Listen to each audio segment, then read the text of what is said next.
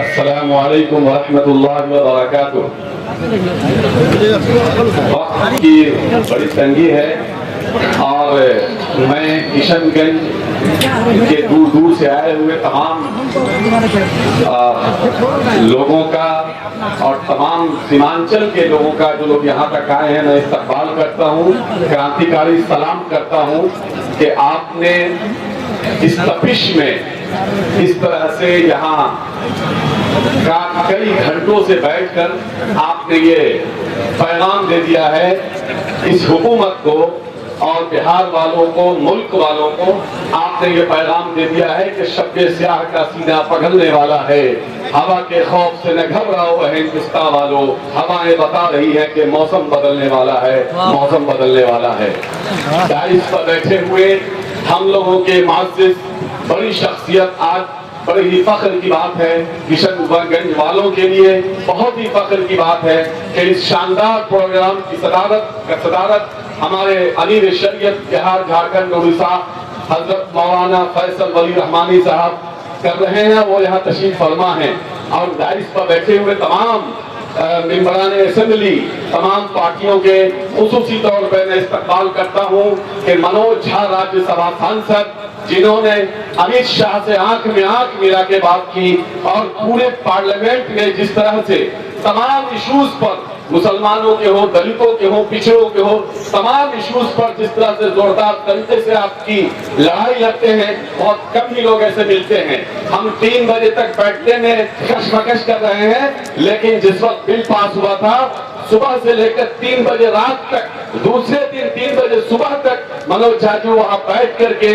Bill की मुखालफत करते रहे और अपनी पूरी कोशिश की कि ये बिल पास नहीं हो पाए। और राष्ट्रीय जनता दल के नेता आदरणीय लालू प्रसाद यादव जी, मैं मुबारकबाद देना चाहता हूं, इस मंच से मैं उनको सैल्यूट करना चाहता हूं, जिस शख्स ने अपने किडनी को बदलवा लिया लेकिन अपने विचारधारा को नहीं बदला। अमीर शरीयत मौलाना सैयद फैसल वली रहमानी साहब की क़यादत में गर्दनी बाग में जब धरना हुआ था इसी बिल के खिलाफ, इन्होंने आह्वान किया था तमाम लोगों को। लालू जी ने बीमारी के हालत में जाके उस 34-35 डिग्री गर्मी में बैठ करके उन्होंने इस मोदी हुकूमत को कहा था कि मेरे रहते हुए यहाँ बिहार में कोई माइकलाल वक्त में तुम पास भी कर दोगे तानाशाही से तो हम लागू नहीं होने देंगे। और तेजस्वी जी ने भी बैठ के वहां दोनों आदमी बैठ के इस लड़ाई को लड़ने का काम किया। मुझे याद है तो वो जब हमारे पास पार्लियामेंट पर लोकसभा में एक भी सांसद नहीं थे, 19 से पहले 14 है वो, तो 19 के बाद 19 के हमारे एक भी सांसद नहीं थे, लेकिन राज्यसभा में मनोज झा वहां थे और उस बिल के खिलाफ जबरदस्त तरीके से लड़ाई लड़ी थी। काफी उस वक्त याद होगा आपको, उस वक्त भी उन्होंने कहा था कि मेरे रहते हुए सीए पास नहीं होगा। और पूरे मुल्क में पहला ऐसा लीडर है तेजस्वी यादव, जिसने रात के अंधेरे में वो बिल भी पास हुआ था। सुबह 7 बजे सुबह उठ करके अपने सारे एमएलए को लेके गांधी मैदान में गांधी की मूर्ति पे खड़े होकर शपथ लिया था कि राष्ट्रीय जनता दल के लालू यादव, तेजस्वी यादव के रहते हुए सीए एनआरसी बिहार में हम लागू नहीं होने देंगे, नहीं होने देंगे। इस तरह की लड़ाई हमारे बिरादर वतन लड़ते आए हैं, इसलिए मुझे फख्र है।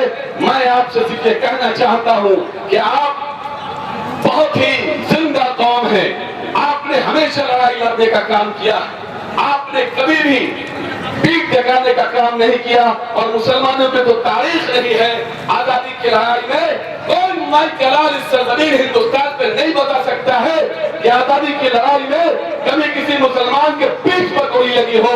हर वक्त मुसलमानों के सीने पे गोली लगी है, लेकिन भाजपाई के पीठ में भी गोली नहीं लगी है।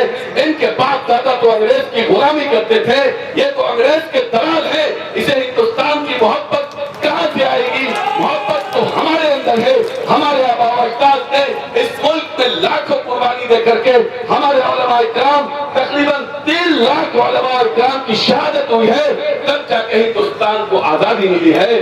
लेकिन आरएसएस वाले, भाजपा वालों, बताओ किसी एक नाम को बता दो जिससे हिंदुस्तान की लड़ाई में आप किसी ने कुर्बानी दी हो। कुर्बानी को छोड़िए, 1 घंटा भी जेल गया हो, हाँ तारीख है, तुम्हारे महाराज सावरकर दर्जन भर से ज्यादा उसे माफी मांगा था, जेल से छूटने के लिए माफी मांगा और माफी मांगकर जेल से बाहर निकलकर अंग्रेजों के साथ मिलकर सुभाष चंद्र बोस के खिलाफ के फौज के खिलाफ लड़ने का काम किया, हिंदुस्तानियों के खिलाफ लड़ने का काम किया।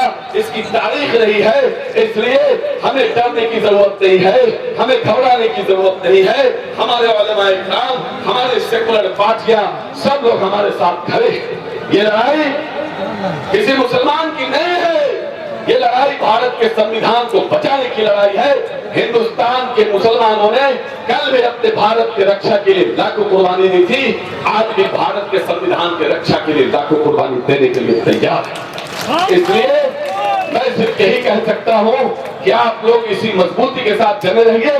किसान आंदोलन से हमें सीखने की जरूरत है। जिस तरह से शांतिपूर्ण प्रदर्शन किया उन लोगों ने, कभी किसी बहकावे में नहीं आए, बहुत तरह का उन लोगों को प्रभोग करने की कोशिश की, लेकिन वो लोग शांतिपूर्ण प्रदर्शन करते रहे और किसान बिल वापस लेने पर सरकार मजबूर हुई। हम भी शांतिपूर्ण प्रदर्शन करते रहेंगे और इनको मजबूर करेंगे। ये बिल किसी भी हाल में, हम किसी भी हिंदुस्तानी जो थोड़ा भी संविधान पर यकीन रखते हो, चाहे वो किसी भी धर्म और जाति के हो, उन्हें ये बिल किसी भी हाल में मंजूर नहीं है। आप इसी तरह से जगे रहिए, खड़े रहिए, डटे रहिए। गद्दार ही कहलाओगे तुम सर को कटाकर, देगा न कोई तुम्हें हकदार बनाकर, हक अपना छीन लो तुम हाथ भराकर। अहवाल ये गुलशन तू जरा सोच कर तो देख, सींचा है गुलिस्तान को खून हमने बहाकर। ये देश हमारा है, ये देश की हर जमीन, हर जगह, हर इंच ऐसा है जहां हमारे अकाबिरीन ने सजदा किया है। हमारे अकाबिरीन की कुर्बानियों से ये मुल्क आजाद हुआ है। हर उस सजदे वाली जमीन को तुम कब्जा करना चाहोगे तो हम कब्जा नहीं करना चाहेंगे, नहीं करने देंगे। आखिर में हम तमाम मुंतजिमीन को, किशनगंज वालों को, इस जो वक्त जो सेंट्रल वक्त कमेटी है, मैं इन तमाम लोगों को मुबारकबाद देना चाहता हूँ कि आपने एक बड़ा प्रोग्राम किया। तमाम लोग आपके साथ खड़े हैं। ऑल इंडिया मुस्लिम फसल्ला बोर्ड के आह्वान पर लब्बैक कह रहे हैं। अमीर शरीयत मौलाना सैयद फजल वली रहमानी साहब खुद यहाँ मौजूद हैं। इमारत शरिया, जमात उलमा हिंद, जमात इस्लामी, जमात अहले हदीस और तमाम मिली तंजीमों का मैं शुक्रिया अदा करता हूँ और मैं वादा करता हूँ आप जब जब आवाज देंगे हम लब्बैक कहेंगे।